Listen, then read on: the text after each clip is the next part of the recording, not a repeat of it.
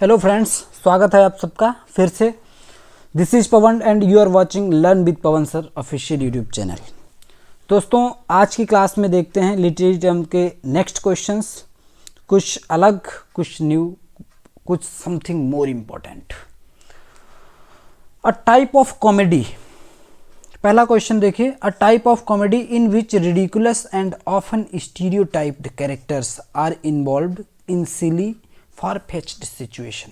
ऐसी कोई कॉमेडी हो, देखो जो कॉमेडी होती है वास्तव में उसकी एक सिचुएशन बनाई जाती है और प्रॉपर तरीके से कॉमेडी की जाती है, उसमें कोई रिडिकुलस चीज़ें नहीं होती, है ना, और स्टीरियोटाइप चीज़ों से बचना पड़ता है। अगर इसे करते हैं, ये सब चीज़ें ध्यान में रखकर कॉमेडी करते हैं तो वो कॉमेडी है। लेकिन कोई कॉमेडी जिसमें बहुत रिडिकुलस चीज़ें दिखाई जाएं, स्टीरियोटाइप कैरेक्टर्स हों, सिली चीज़ें हों उसमें, है ना, फार-फेच्ड सिचुएशन हो, यानी एकदम मजाक बना दिया जाए उस चीज़ को कॉमेडी करने के लिए, किसी को परेशान कर रहे हैं, है ना, किसी का बहुत लिमिट से ज़्यादा मजाक बना रहे हैं, है ना, इस टाइप की जो चीज़ें होती हैं इसे बोलते हैं फार्स। कॉमेडी तो इसमें भी होती है, लोगों को हंसी आती है, लेकिन ये प्रॉपर डेफिनेशन कॉमेडी की नहीं है। चलिए देखते हैं क्या है कॉमेडी और ये फार्स। फार्स एक कॉमिक ड्रामेटिक पीस है that usage highly improbable situation.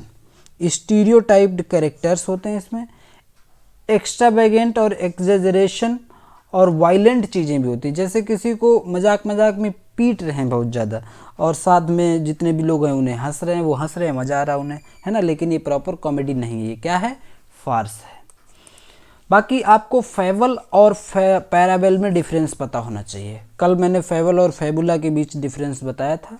जिसने भी पिछली क्लासेस नहीं देखी हैं सारी क्लासेस वॉच कर लीजिए, बहुत इंपॉर्टेंट क्वेश्चंस हैं टीजीटी पीजीटी के पॉइंट ऑफ व्यू से। फेबल क्या है? एक शॉर्ट स्टोरी है, usually with animals as main characters. Fable और जो पैराबल है दोनों ही शॉर्ट स्टोरीज हैं, लेकिन फेबल में जो कैरेक्टर होते हैं वो एनिमल्स होते हैं। एनिमल के थ्रू कोई लेसन सिखाया जाता है बच्चों को, जैसे the tortoise and the hare है, कछुआ और खरगोश की स्टोरी है। इसमें क्या है? एक स्टोरी है, एक मैसेज है कि अगर आप धीरे धीरे परंतु रेगुलर चलते रहेंगे तो आपकी जीत होती है। तो ये है एक फेबल। पैराबल क्या होता है? पैराबल भी मोरल टीचिंग ही सिखाता है, मोरल या स्पिरिचुअल लेसन्स ही सिखाता है, लेकिन इसमें जो कैरेक्टर होते हैं वो ह्यूमन कैरेक्टर होते हैं। जैसे Jesus Christ in the Bible, Jesus Christ जो ज्ञान की बातें बताते हैं, मोरल और स्पिरिचुअल चीज़ें बताते हैं, या फिर और भी स्टोरीज हैं, गुड समैरिटन है। बट पैराबल्स की एक विशेषता क्या है? पैराबल्स में वो चीज़ें भी आ जाती हैं जैसे जो जीसस क्राइस्ट के द्वारा बताए गए ज्ञान की चीज़ें ना होकर के नॉर्मली चीज़ें हैं, जैसे the boy who cried wolf, एक लड़का है जो बार बार चीख देता है। तो इसमें क्या है? ह्यूमन कैरेक्टर के थ्रू डायरेक्ट एक मैसेज होता है, और जो फेबल है, फेबल में एनिमल्स के थ्रू एक मैसेज होता है। दोनों ही सीख देते हैं, दोनों ही लेसन्स देते हैं, लेकिन फेबल में मेन डिफरेंस यही है कि ये एनिमल कैरेक्टर्स होते हैं। ठीक है, नेक्स्ट क्वेश्चन देखेंगे। The use of language to evoke a picture or a concrete sensation of a person. किसी पर्सन की, किसी भी थिंग या किसी प्लेस के बारे में एक इमेज बना देते हैं, एक पिक्चर बना दे दिमाग में लैंग्वेज के माध्यम से, शब्दों के माध्यम से, तो उसे क्या कहते हैं? उसे कहते हैं इमेजरी। इमेजरी इसका सही आंसर हो जाएगा। ठीक है, एफोरिज्म आप जानते हैं, शॉर्ट और बीटी रिमार्क होते हैं। Francis Bacon aphoristic style use करते हैं, कम शब्दों में अधिक बात कहने को, उससे एफोरिस्टिक स्टाइल कहते हैं और उसी को एफोरिज्म कहते हैं।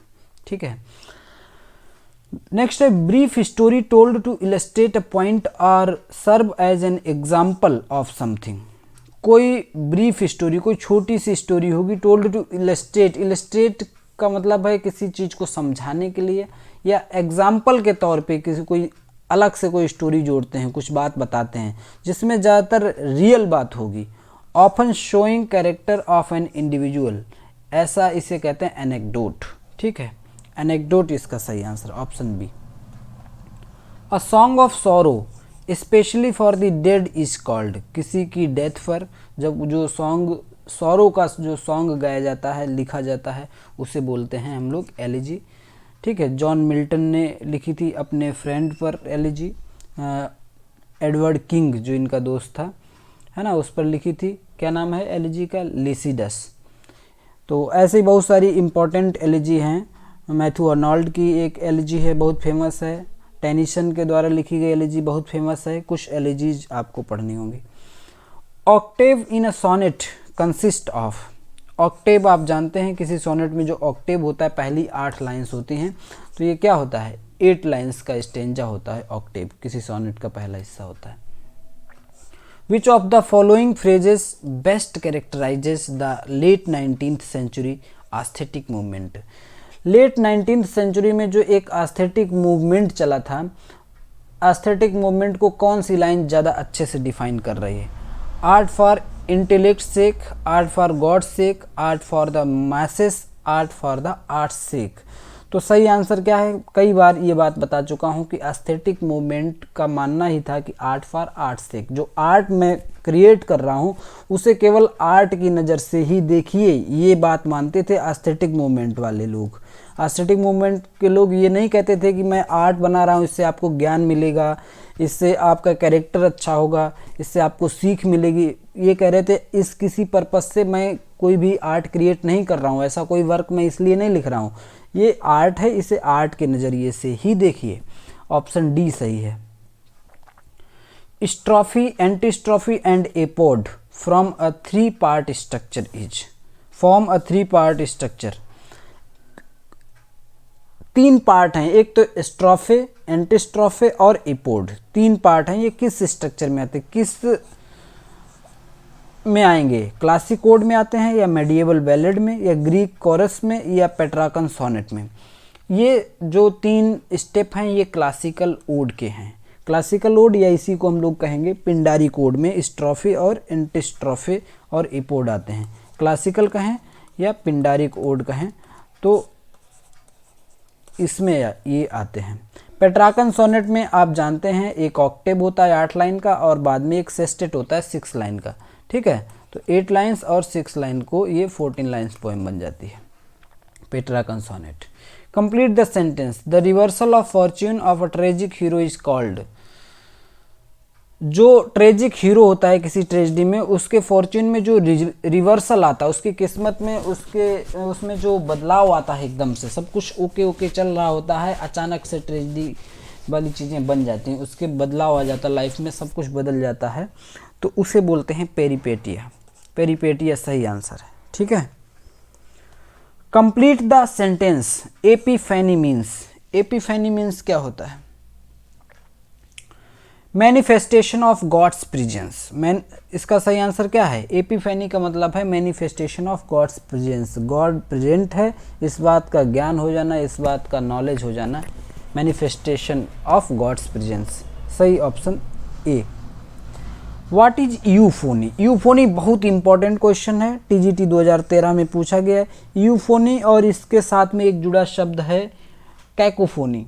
ठीक है, तो ये बहुत ही इंपॉर्टेंट 2 शब्द हैं, इन्हें आपको इनकी डेफिनेशन को समझना होगा। यूफोनी होता है प्लीजेंट साउंड, जो कि आपके कानों को बहुत मधुर लगेगा, सुनने की इच्छा होगी।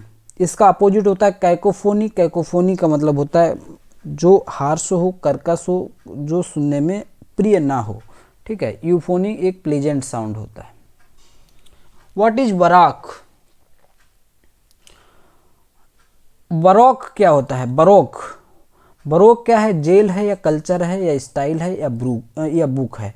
बरोक होती है स्टाइल, और ख़ास तौर पे एक आर्किटेक्चर की स्टाइल है, भवन निर्माण की एक स्टाइल है बरोक। देखो मैंने यहाँ पे इसे डिस्क्राइब भी किया है। The heavily decorated style in buildings, art and music that was popular in Europe in the 17th century, जो कि 17th सेंचुरी यूरोप में बहुत ही फेमस थे, and the early part of the 18th century, और 18th सेंचुरी के शुरुआत में बहुत फेमस थी। ये बरोक एक स्टाइल है, भवन निर्माण की या म्यूजिक की, या ख़ास तौर पे आर्किटेक्चर में ही फेमस थी। जो भी लोग चैनल को अभी तक सब्सक्राइब नहीं किए हैं वो सब्सक्राइब कर लें, और अगला क्वेश्चन देखते हैं, who invented and popularize the phrase poetic justice. Poetic justice बहुत इंपॉर्टेंट क्वेश्चन। पोएटिक जस्टिस जो टर्म था किसने दिया था? टीजीटी 2013 में पूछा गया, यूजीसी नेट का भी क्वेश्चन रहा है, टीजीटी 2005 में भी रहा है ना। तो इतनी बार पूछा जा चुका है। पोएटिक जस्टिस क्या होता है ये मैं पिछले क्वेश्चन में बता चुका हूँ। पोएटिक जस्टिस देने वाले जो व्यक्ति हैं वो हैं राइमर। थॉमस राइमर ने पोएटिक जस्टिस टर्म इन्वेंट किया था। पोएटिक जस्टिस का मतलब ये होता है कि जो पोएट्स हैं उनके पास कुछ राइट्स हैं। राइट्स क्या हैं? शब्दों को अपने हिसाब से व्यवस्थित कर सकते हैं, नए टर्म बना सकते हैं आवश्यकता के हिसाब से, इसे कहते हैं पोएटिक जस्टिस। ठीक है, चलिए अगला क्वेश्चन देखेंगे, who considered romanticism liberalism in literature. किसने रोमांटिसिज्म को लिबरलिज्म कहा है? कहा ये लिटरेचर का लिबरलिज्म है। ये बात किसने कही है? वर्ड्सवर्थ ने भी नहीं कही है, थियोडोर वाट्स डंटन ने भी नहीं कही है, और प्लेटो के द्वारा भी नहीं है, और पैटर के द्वारा भी नहीं कही है। तो लिबरलिज्म इन लिटरेचर ये बात कही किसने? आखिर आंसर क्या है इसका? आंसर है नन ऑफ दीज, और सही आंसर है विक्टर ह्यूगो। विक्टर ह्यूगो ने कहा है कि जो रोमांटिसिज्म है ये लिटरेचर का लिबरलिज्म है ना, लिटरेचर का लिबरलिज्म है। ऑप्शन ई हो जाएगा, none of these.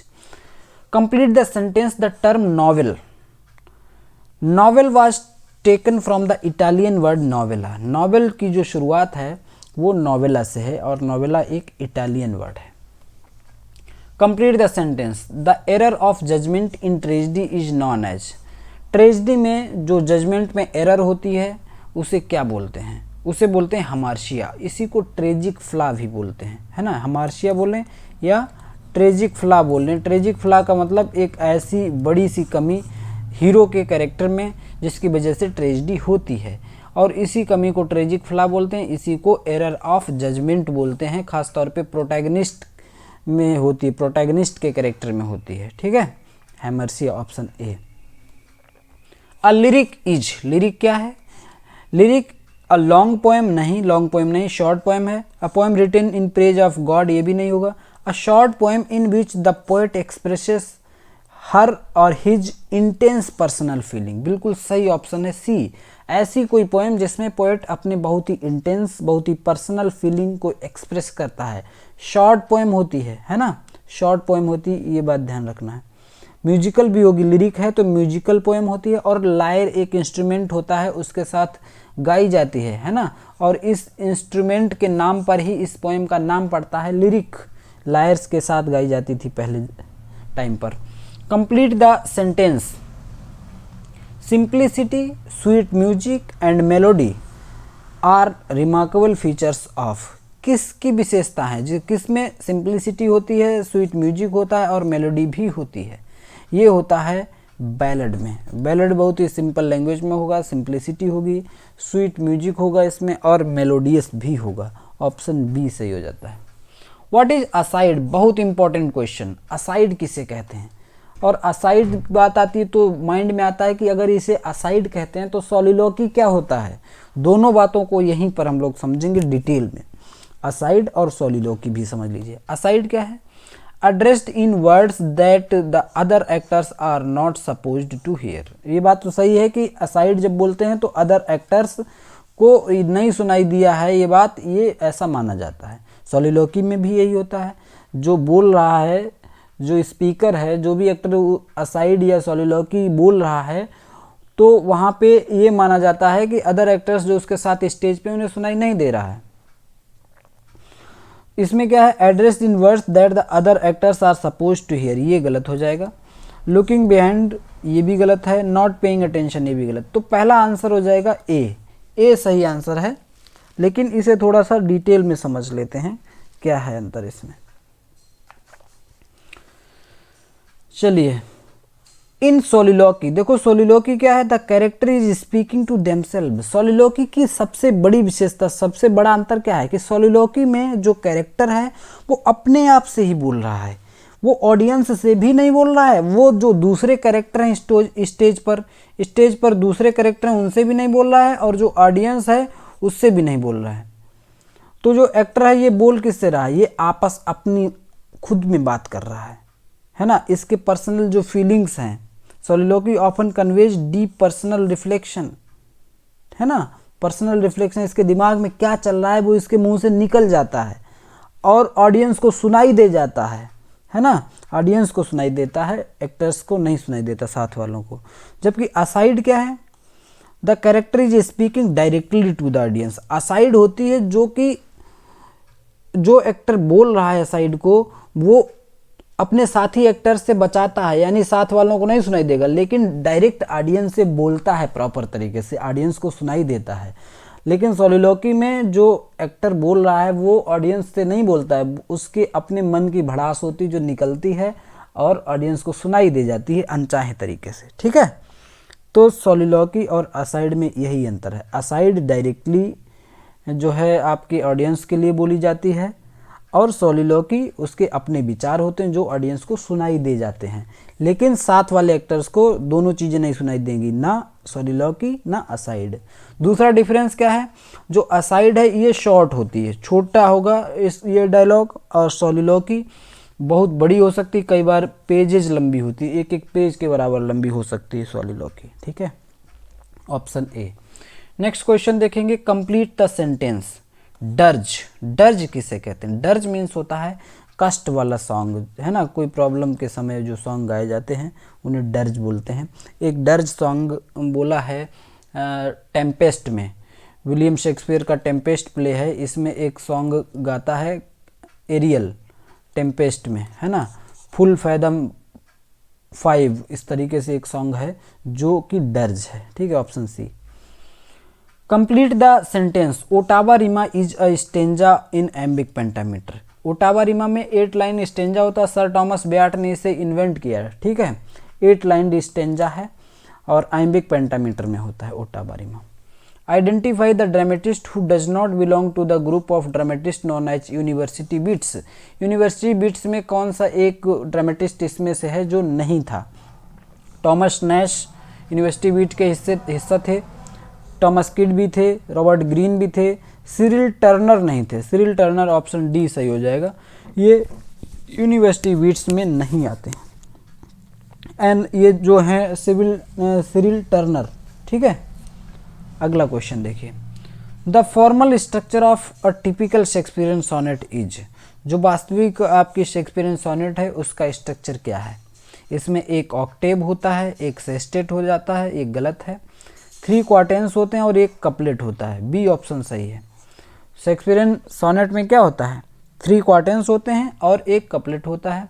Rhyming scheme इसकी क्या होती है? कमेंट बॉक्स में आप लोग लिखें, है ना, शेक्सपियरियन सोनेट की राइमिंग स्कीम को कमेंट बॉक्स में आप लोग लिखेंगे। चलिए अगला क्वेश्चन देखते हैं, जो भी लोग अभी सब्सक्राइब नहीं किए वो सब्सक्राइब कर लें। नेक्स्ट क्वेश्चन देखिए, what do the novels Pamela, Clarissa, Shamela and Lady Susan share with each other? Pamela, Clarissa, है ना, Shamela and Lady Susan share with each other, ये कुछ नॉवेल्स हैं और इनमें क्या सिमिलैरिटी है, ये किस मामले में एक जैसे हैं? तो सबसे बड़ा जो इसमें सबसे बड़ी समानता है वो क्या है? They all are एपिस्टलरी।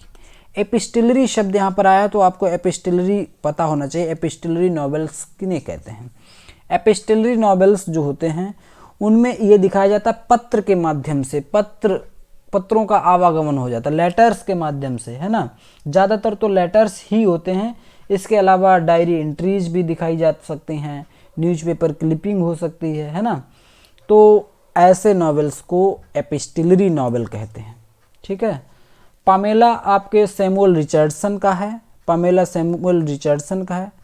शामेला Henry fielding ने लिखा है और क्लैरिशा सैमुअल रिचर्डसन का है। लेडी सुजैन जो है वो जेन ऑस्टिन का नॉवेल है। ये सभी एपिस्टलरी नॉवेल होते हैं। एपिस्टलरी नॉवेल का मतलब पत्राचार दिखाया जाता है, इसमें पत्रों के माध्यम से बहुत सारे पत्र लिखे जाते हैं, पढ़े जाते हैं। नेक्स्ट है, which of the following is not an elegy. इसमें से कौन सी एक एलिजी नहीं है? लिसिडस जॉन मिल्टन के द्वारा लिखी गई एलिजी है। थेरसिस मैथ्यू अर्नोल्ड ने लिखी है। एंडीमियन कोई एलिजी नहीं है। एंडीमियन क्या है? जॉन कीट्स की एक पोएम है, ठीक है, जॉन कीट्स की एक पोएम है। और इन मेमोरियम जो है ये लॉर्ड टेनिसन के द्वारा लिखी गई एलिजी है, लॉर्ड टेनिसन के द्वारा लिखी गई एलिजी है, ठीक है। एंडीमियन जॉन कीट्स की बहुत ही फेमस पोएम है। इसमें जो पहली लाइन है इसकी बहुत ही इंपॉर्टेंट है एंडीमियन की, a thing of beauty is a joy for ever, a thing of beauty is a joy for ever. वो एंडीमियन से ही लाइन है, जॉन कीट्स ने लिखी है और पहली लाइन है।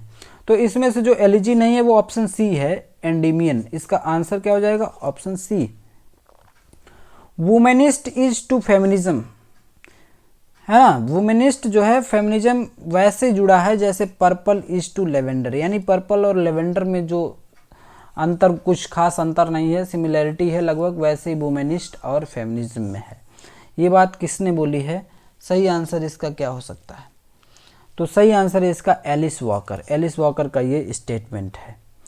Conceit and wit are the features of, wit और कंसीट जो फीचर्स हैं ये मेटाफिजिकल पोएट्री के फीचर रहे हैं, ये मेटाफिजिकल पोएट्री में विशेषताएं रही हैं, कंसीट और विट का यूज किया गया। Imagism is a school of poetry that flourished under the leadership of Ezra pound. Imagism के लिए एजरा पाउंड जाने जाते हैं, ऑप्शन ए सही है। एन अनराइम्ड एम्बिक पेंटामीटर, ऐसे कोई लाइन, ऐसी कोई वर्स जो कि अनराइम्ड एम्बिक पेंटामीटर में लिखी है उसे ब्लैंक वर्स कहते हैं। और जो हेरोइक कपलेट होती है ये राइम्ड होती है ना, ये राइम्ड कपलेट होती है। राइम्ड एम्बिक पेंटामीटर की 2 लाइन लिख दीजिए तो हेरोइक कपलेट हो जाएगी, ठीक है। कैंटो का मतलब कुछ बड़े बड़े वर्क लिखते हैं हम लोग, जैसे ड्रामा लिखते हैं तो उनमें एक्ट में डिवाइड करते हैं, कुछ लोग चीज़ों को, नॉवेल्स को या अपने वर्क को कैंटो में डिवाइड करते हैं। प्रोजिडी का मतलब होता है साइंस ऑफ वर्सिफिकेशन, जिसमें हम वर्स को यानी छंद विधान को पढ़ते हैं, ऑप्शन डी। तो इसका सही आंसर क्या है? Option A. Unrhymed iambic pentameter is called blank verse. The word catharsis is taken from the field of medicine. Catharsis जो वर्ड है ये मेडिसिन के फील्ड से आया है, ठीक है, option A. Lay like the folds of bright girdle furled, इसके आगे फर्ल्ड भी लिखा होता है। इन डॉवर बीच, डॉवर बीच जो कि मैथ्यू अर्नाल्ड का वर्क है, इसमें एक लाइन है lay like the folds of bright girdle furled. ये किसका एग्जाम्पल है? कैकोफोनी का है, यूफेमिज्म का है, या एपिफेनी का है, या यूफोनी का है? तो ये जो है ऑप्शन ए सही हो जाएगा, कैकोफोनी। देखो इस लाइन को पढ़ते हैं तो एक अजीब सा साउंड आता है ना, दिमाग डिस्टर्ब जैसा हो जाता है। जैसे कैकोफोनी का मतलब होता है unpleasant sound. Lay like the folds of a bright girdle furled, furled भी इसके आगे लाइन में जो शब्द आया है वो फर्ल्ड है, ठीक है। तो इन शब्दों को 2-3 बार कह के देखो, बहुत ज़्यादा परेशान हो जाते हैं हम लोग, बोलने में लगता है कि अब ना बोलना पड़े। तो ऐसी साउंडिंग लाइंस को या ऐसी जो सिस्टम है लिखने का, इसे कैकोफोनी बोलते हैं, जिसमें अनप्लीजेंट साउंड आता हो। और अगर इसी बात को पढ़ने का मन लगता, बहुत मधुर लगता, मेलोडियस टाइप का लगता, तो ये इसे यूफोनी कहते हैं ना। तो कैकोफोनी और यूफोनी दोनों आपस में अपोजिट हैं, ऑप्शन ए सही हो जाएगा। The term the lost generation is used to refer to. Lost generation जो टर्म है उन लोगों को दिया जाता है जो अमेरिकन राइटर्स थे, सिविल वार पीरियड में लिखते थे, ठीक है, सिविल वार पीरियड में लिखते थे, lost generation, option A. Fabula is a short narrative poem, fabula is a short narrative poem with origin. Fabula का ओरिजिन कहाँ हुआ था? तो सही आंसर है फ्रेंच में फेबुला का ओरिजिन था। The genre of campus novel is inaugurated by. Campus novel का जो जॉनर दिया था, यानी कैंपस नॉवेल की शुरुआत किसने की थी?